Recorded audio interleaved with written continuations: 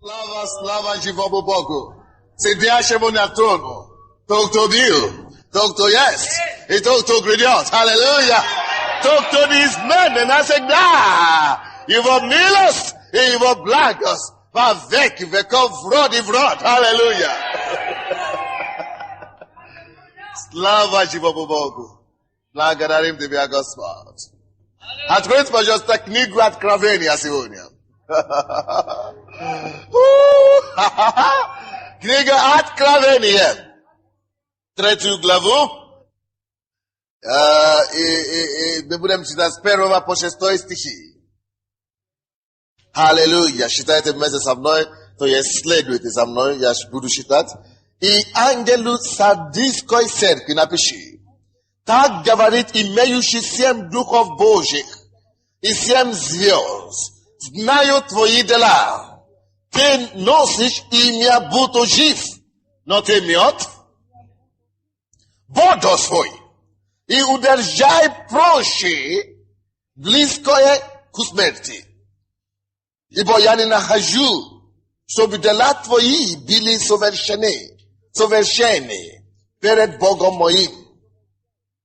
Вспомни, что ты принял и слышал, и храни, и покайся. Если же не будешь бодрствовать, то я найду на тебя, как вор, и ты не узнаешь, в который час найду на тебя. Впрочем, тебе в Сардисе есть несколько человек, которые не осквернили одежды свои и будут ходить со мною в белых одеждах, ибо они достойны. Побеждающий облачился в белые одежды, и не изглажу имени его из книги жизни, и исповедую имя его перед отцом моим и перед ангелами его. Имеющий ухо, да слышит, что говорит Дух Церкви. Аллилуйя. Мы говорим сегодня на теме проповеди. Так говорит Дух. Вернее, что говорит Дух Церкви. Вы видите, наверное, многие из нас уже много раз смотрели и слышали о том, что Дух Святой говорит тем 7 церквям, которые находились в Откровении, в книге Откровения. И мы видели, что это ужасно. Это не о нас.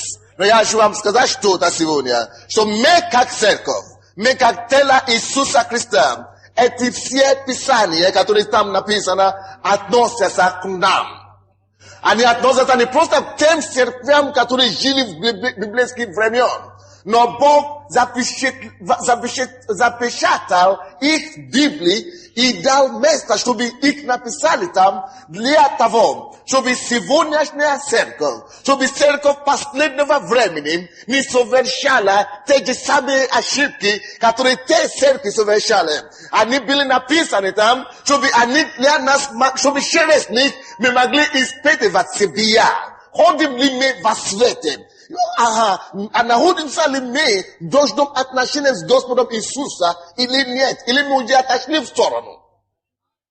То есть это место Писания как раз для нас сегодня.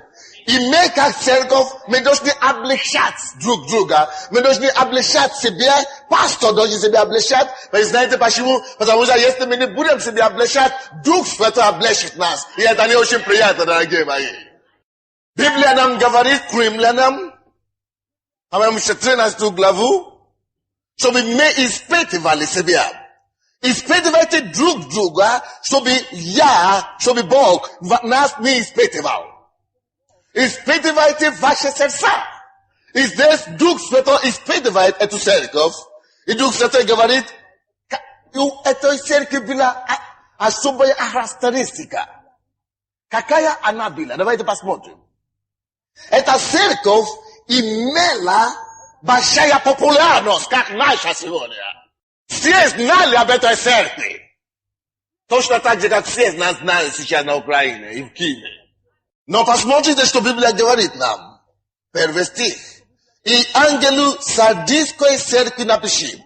Так говорит имеющий 7 духов Божьих и 7 звезд. znają twoje dela, jak jeździani, jak on ich dela znaje. Ty nosisz imię, ty, cerkow, nosisz imię, buta, żyw, no ty, miotw. Ty nosisz imię przed ludźmi. Глаза людей ты жив.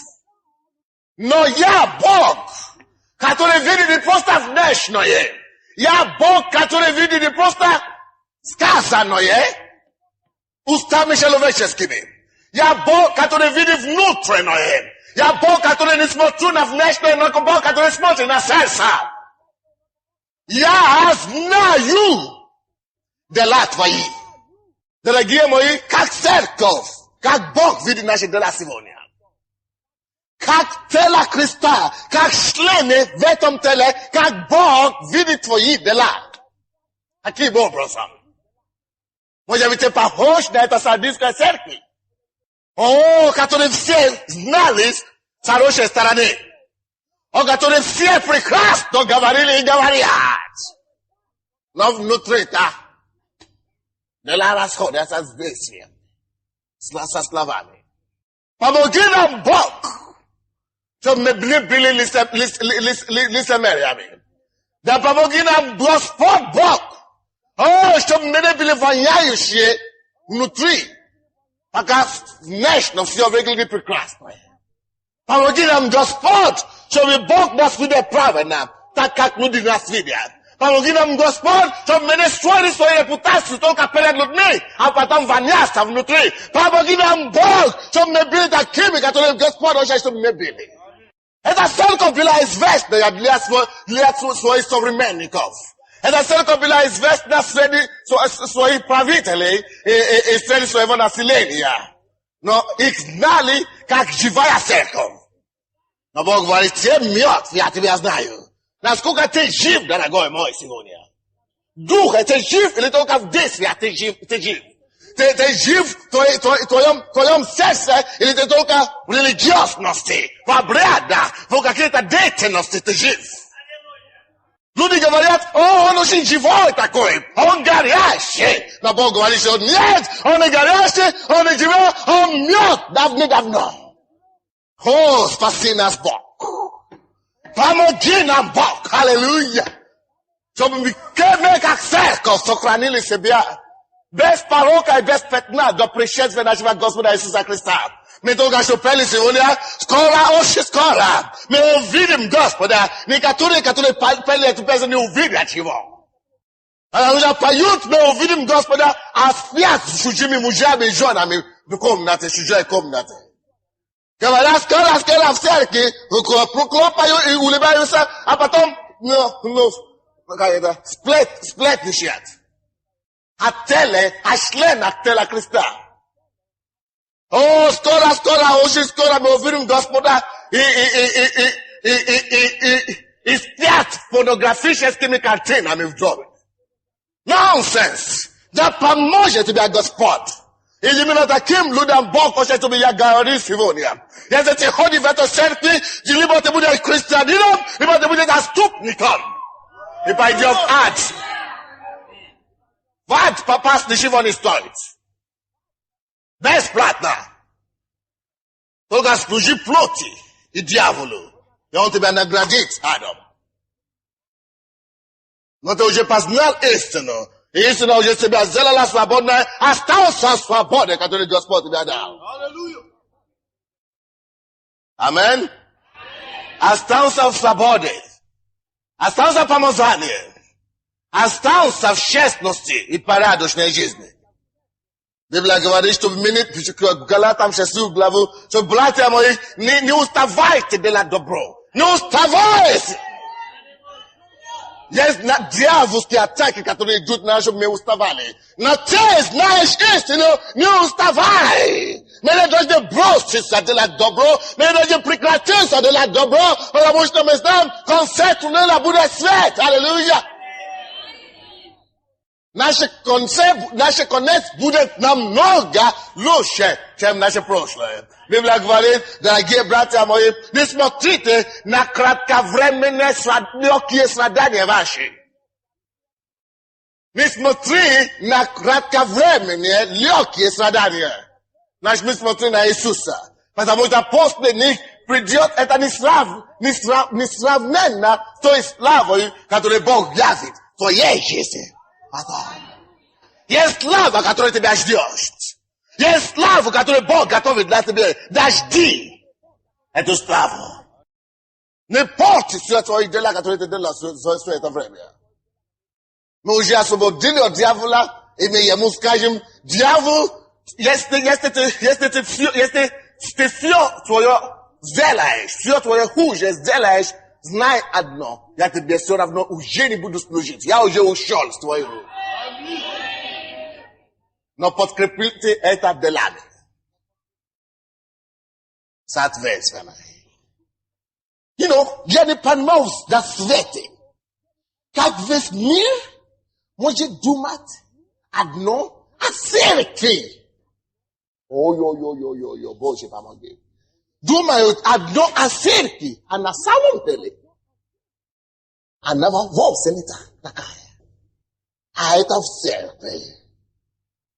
А вы знаете, откуда это начинается? С малого. Поэтому Иисус говорит: да ваше да будет да, и ваш нет. Это отсюда начинается, с малого. Все люди думали, что это церковь жива, духовная такая. Да, у нас есть все недостатки, да, конечно, у нас все есть недостатки. Но ты не скрываешь это, как будто у тебя нет недостатка, а потом выдаешь себя за святого, когда ты дьявол внутри. Ты не являешься в церкви, а потом становишься уголовником на улице. Бог тебя уже спас, остался в свободе. Остался в спасении. Кто-нибудь здесь? Чему Бог нам говорит это все? Откройте, пожалуйста, от Матфея, 23 главу, по-моему. Евангелие от Матфея, 23, 25 стиха по 28. 25 по 28 стихи. Горе вам! Многие не хотят слышать такие проповеди. Только хотят один на собрание исцеления. Там, где чудеса происходят. Но Иисус был балансированным проповедником. Он исцелял, когда нужно было. Он делал чудеса в нужное время. Но когда нужно обличать, он обличал. Аллилуйя. Только что закончил чудеса и говорит, что горе тебе. Он говорит истину прямо в глаза. И горе человеку, который ведет двоечной жизни. Двоеобразной жизни.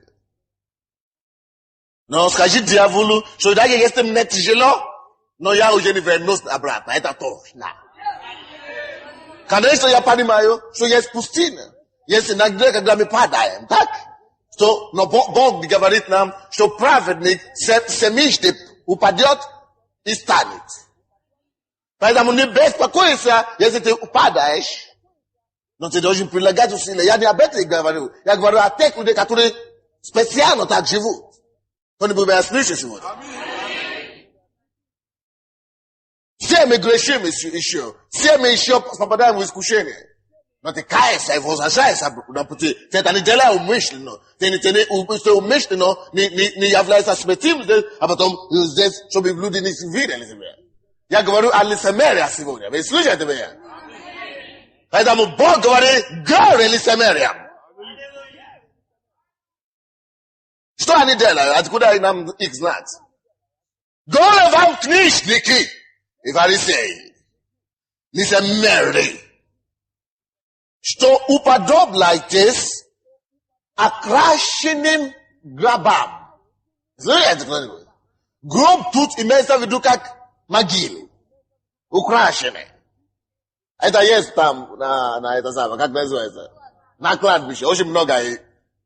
Там человек уже умер 10 или, может, 50 лет тому назад, а наружу там кладбище украшенное такая. Даже фотография там висит. Правда? Есть такие? Вот. И Бог говорит, вы, фарисеи или лицемерие, вы точно такие же, как они. И вроде бы, даже у некоторых из них даже косметики есть, все на порядке. Современная костюм, современная одежда, все в порядке, все. Очень накрашены внутри, а снаружи, внешне. Но внутри, ой, не смотри.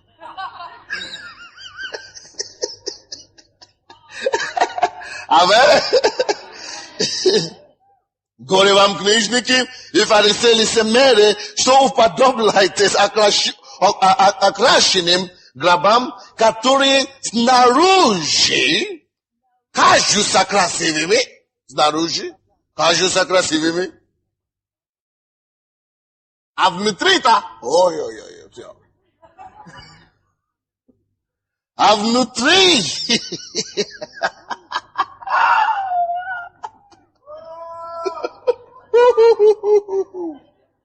Не дай Бог. Я надеюсь, что ты не такой, дорогой. Надеюсь, что в этой церкви никто не является таким. Так.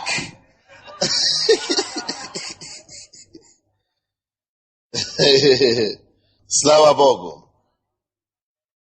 Что ощущаете внешность чаши, горе вам, книжники, фарисеи, лицемеры, что ощущаете внешность чаши, так? И блуда. За 25 стих, так? Между тем, как внутри они полны хищения и неправды. Внутри полны неправды и хищения. 26 стих. Фарисей, слепой, очистись прежде внутренности чаши и блуду, чтобы чисто была и внешность их. Сначала очисти, где? Внутри. У нас все есть проблемы с плоти и с разумом. Ты не избавишься от этого, пока ты не попадешь в Царство Божие.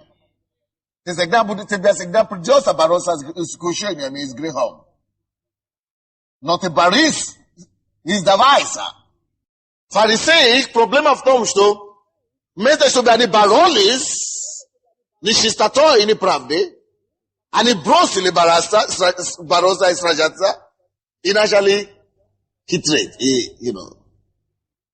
Они уже бросили сражаться против греха, они уже там приехали, уже присели квартиру, уже накрыли стол. И делают вид. А другим, когда кто-то идет, они закрывают двери. Убираются. Все в порядке, мы сражаем. Есть такие людей? Есть такие. Еще как есть, да? 26 стих. Фарисей слепой, очисти прежде внутренность чаши и блуда, чтобы чисто была и внешность их. Видите, заметьте себе одно, что внутренность прежде должна быть очищена, но там не написано, что хорошо, очисти внутренность, и внешность забудь о внешности, это не важно. Правда? Написано, что сначала очисти внутренность, чтобы и внешность была чиста. Поэтому я не верю, что члены нашей церкви должны выглядеть как попрошайки. Если ты уже чист внутри, зачем тебя беспокоиться, о чем тебя подумает? Вы знаете, я вам скажу какую-то историю. Когда я слышу, я, конечно, удивлен. Если человек уже не мог меня доверять, значит уже все. Я однажды подошел к одному брату и говорю, почему я видел с тобой раньше какая-то сестра, она ходила так ревностно такая. А почему она больше не ходит?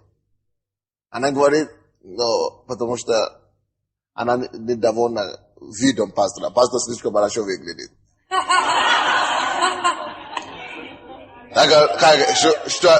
Что она имеет в виду? Пастор очень слишком часто меняет костюм.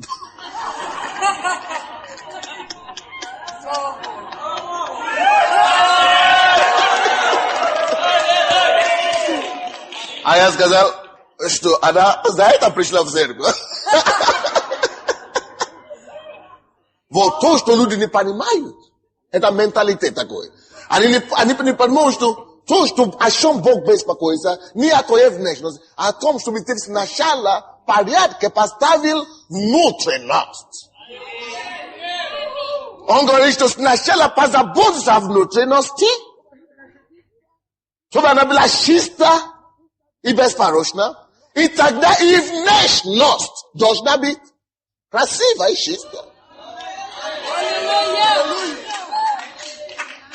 Поэтому, если есть кто-то на этом свете, который должен носить косметику, или должен одеваться хорошо и элегантно, это только те, которые уже чистые внутри. Дорогие, скажите мне, пожалуйста, сколько людей в Киеве чистые внутри? Только христиан. Только христиане, правда? И если мы уже чистые внутри, почему тогда мы ужасно выглядим наружу? Вот это не должно быть так. Поэтому мы не подражаем мир. Вы знаете, почему мир одевает коровки, юбки, ну, очень тесные, это самое. Они просто... Это попытка делать себе показ, потому что нечего показаться внутри. Там-то пусто. Алло, кто-нибудь меня слышит сегодня? Я говорю, кто-нибудь меня слышит сегодня? Когда там проблема есть, люди начинают искать, как компенсировать это недостатки. Самое, конечно, быстро, это то, что бросается в глаза, они начинают внешне компенсировать.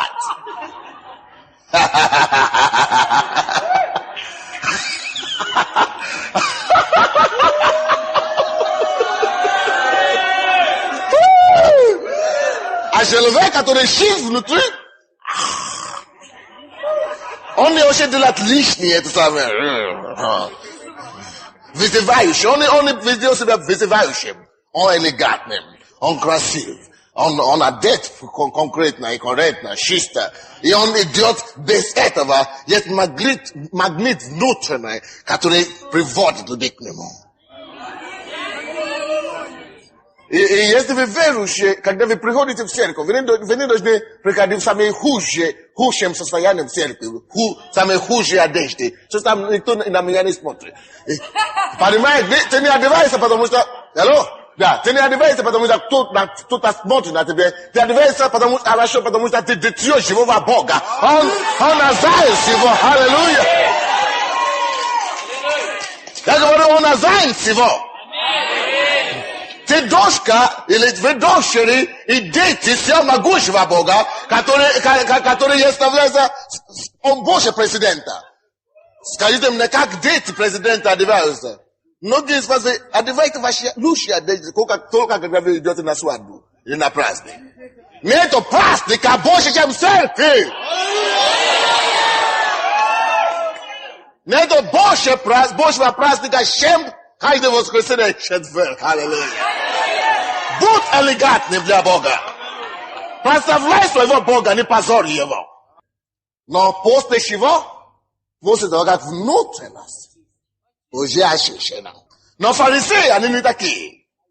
Там все грязно, даже там полно кости некоторые. Это самое.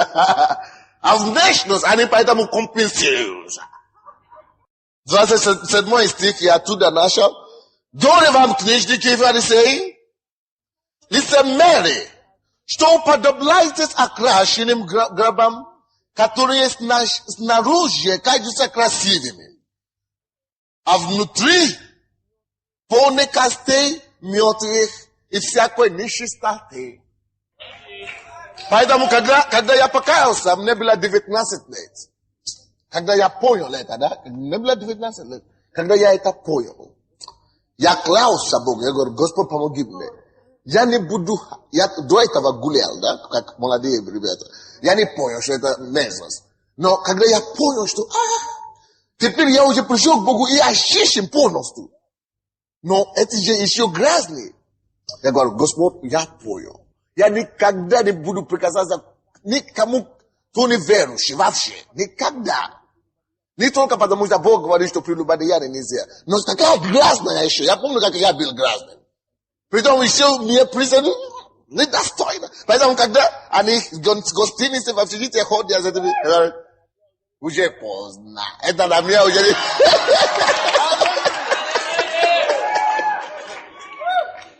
Это на меня уже не действует, потому что я знаю, кто вы есть на самом деле внутри.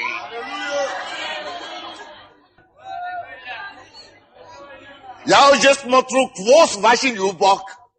И я уже вижу ваше сердце. Я уже смотрю сквозь ваши вызывающие манеры. И уже смотрю на ваше сердце. Ничего не получится.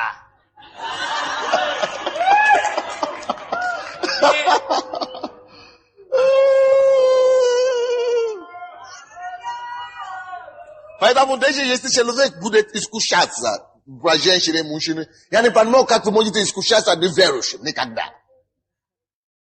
Это вообще без конкуренции, нету, без опасения нужно было вычеркнуть просто все. Там нету опасения никакого. Потому что я знаю, кто они внутри. Представляю, как вы можете себя предоставлять опасности там, где внутри полные костей мертвых. И всякой нечистоты внутри. Вот чем ты столкнешься, когда если ты сюда пойдешь. Тебе придется столкнуться с этим, если ты туда пойдешь. А ты думаешь, а я думал, что внешне все красиво. Как только что ты пошел туда, на тебя кости мертвые.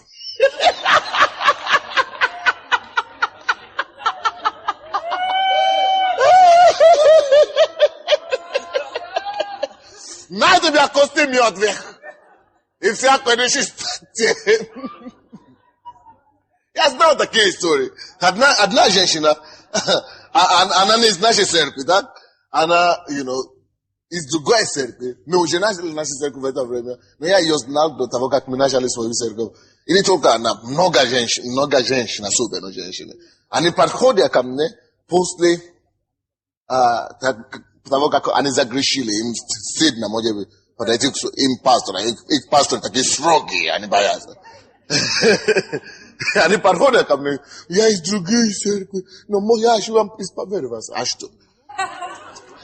И многие из них, которые мне говорят, какие у них, они уже покаялись, и мужчины и женщины, когда они попадают в отношения с неверующими, или какие-то случайные отношения, они говорят, что я так себя плохо чувствовал.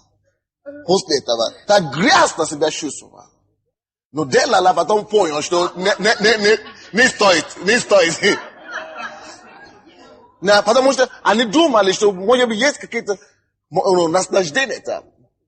Вот я только что разговаривал даже из нашей церкви на этот раз. Но недавно мы разговаривали с молодой девушкой. Она говорит, мне уже, 22 года. И у меня никого еще не было. Послушайте, и я думал, что это стоит попробовать. Тем более, что подруги рассказывали истории. И она думала, что она может получить какое-то благословение или наслаждение. Но она сама мне говорит, что после того, как она вступила в этот грех, что она просто, пережила такое ощущение, какая грязь.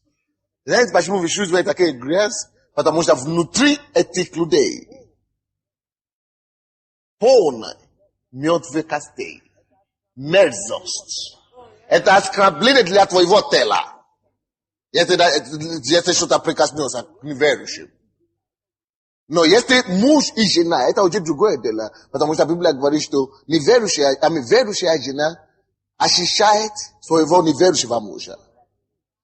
Вот поэтому вы не чувствуете так сильно с вашими неверующими супругами. Потому что вы в законном отношении браке. Поэтому праздник, алло! 28 стих. Так и вы по наружности кажетесь людям праведными. А внутри-то у вас нет проблемы. А внутри is born in Lysemeria in Benzaconia. That's the Baptistic. Nepsio, Ojepsio. Давай. Короче, давайте вернемся в Откровение. Короче, такая была церковь в Откровении. Алло?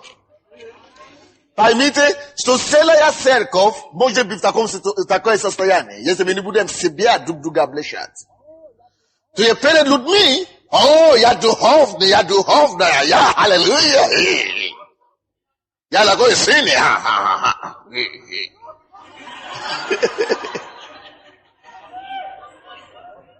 Но поймите, Бог не смотрит на внешность.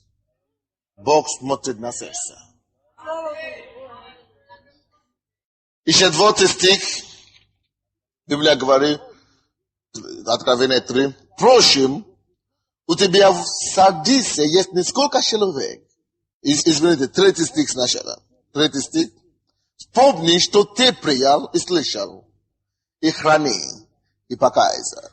Дорогие мои, поймите, что цель этого облегчения. Поймите, почему Дух Святой зашел на эту церковь, чтобы раскрыть им того, как Бог их видит. Цель этого всего. Не просто, чтобы насмехаться над ними. Не для того, чтобы осудить их. И чтобы их свергнуть ад. Но цель этого всего, чтобы они смогли вспомнить, откуда они начали, и вернуться к своей первой любви.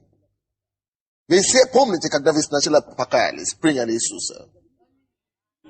Когда вы пережили это сильное желание по Богу. Вы возлюбили Господа. Вы не хотите ничего больше, просто идти за Богом, просто служить все. Вы готовы все делать. И Бог говорит, вспомни. Дорогие мои, когда искушение подходит к тебе, когда давление мира сего идет на тебя, когда фарисейский дух нападает на тебя, лицемерский дух, вспомни, как он тебя спас. Вспомни, какой дело благодати он творит на твоей душе. Помни, как он очистит твою душу кровью сына своего единородного.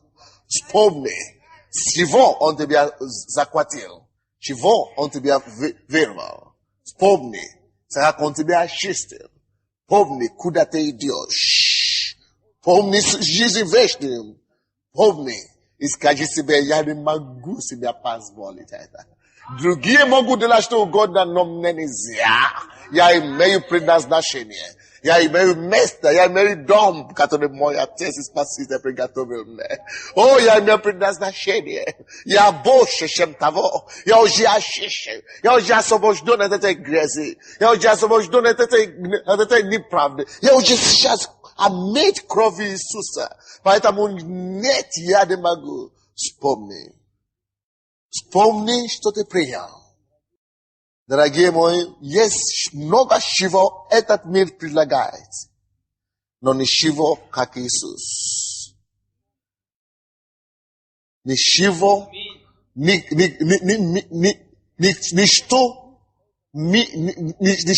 мир этого не может предлагать, что сравнено с тем спасением, которое ты имеешь. Сколько людей за вас умерли в последнее время. Даже те, которые сказали вам, помните, особенно старшее поколение, которые клали вам руками и ногами, которые говорили, что мы даже умрем за тебя, ты единственным все, я дам тебе. Это они сначала вас бросили. Подали в развод, изменяли и так далее. Но вспомните, что ты принял, что ты принял. Человека Иисуса, который оставил благости и славы неба, пришел в эту жизнь, чтобы тебя искупить. Дорогие мои, ничто не может заменить это. И я ни за что не отдам это. Но это даже ничего. Сравнение с тем, от чего он избавил нас, от ада вечного. То, что мы освободились от это нам уже не грозит, храни это. Вспомни, что ты принял и слышал. Если даже выходите в эту церковь всего лишь один месяц, я уверяю вас, вы уже успели много вас слышать. Помни все то, что ты слышал. Поэтому мы делаем конспекты. Поэтому мы продаем кассеты, видео, аудио, чтобы вы вспомнили. Вспомните.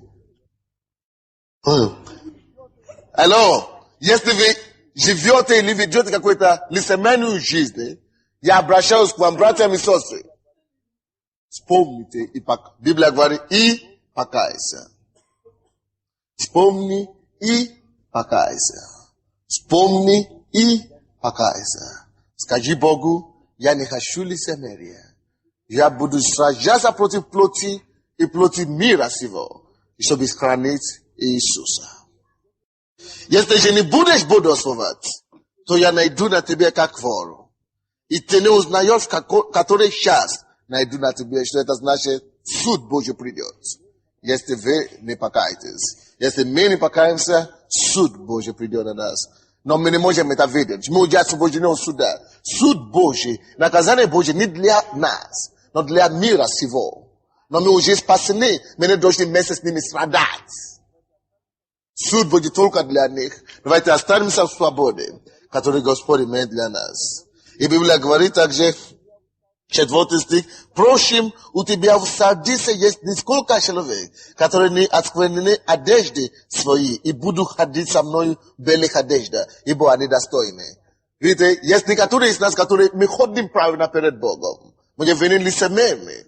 Но послушайте, это не для того, чтобы вы хвалились своей святости. Это белая одежда праведности идет от него. И даже в своей, когда вы живете правильно и свято перед Богом, уповайте все равно на Господа. Библия говорит, что кто думает, что он стоит, смотри, берегись, чтобы не упасть. Даже мы, которые ходим правильно, каждый день бодрствуй. Каждый день, Господь, держи меня сегодня. Избавь меня от искушения сегодня. Но даже если такое искушение, что ты упадешь, быстренько встань и продолжай идти. Потому что, почему это не обязательно, чтобы встать и продолжать идти? Потому что есть те, которые упали, не стали, вы знаете, что с ними произойдет? Их имена будут изглажены. Там написано, 5 стих. Побеждающие, это значит те, которые пойдут до конца. Побеждающие облечется в белые одежды. Так? Это побеждающий в конце. И не изглажу имена его из книги жизни. Мы все будем падать какое-то время, но если мы устанем и продолжим тут же, то Бог не изглажит наши имена с книги жизни. Мы дойдем до конца. И мы сможем тогда смотреть Иисуса лицо к лицу и поделиться с ним свидетельством, как мы сражались и как мы победили. Встаньте, давайте будем молиться. Аллилуйя. О, Иисус, Иисус, Иисус, Иисус. О, Иисус, Иисус, Иисус, Иисус. Первое послание Петра, 4 глава. Виктор, иди сюда, будем молиться за нас, а потом ты пригласишь сестру Элеонору. После твоей молитвы, иди сюда. Давайте поднимите ваши руки и послушайте то, что 1 Петра 4:17 говорит. Что время суду начался с Дома Божьего. Вы слушаете меня? Время суду начался. Откуда? Молись, чтобы ты не был из тех людей, которые будут в это время жить в лицемерии. Мы молимся за себя. Господь, избавь меня от духа лицемерия. Господь, избавь меня от искушения. Избавь меня от греха. Избавь меня, Иисус. Избавь меня, Иисус. Молись, дорогой мой. Проси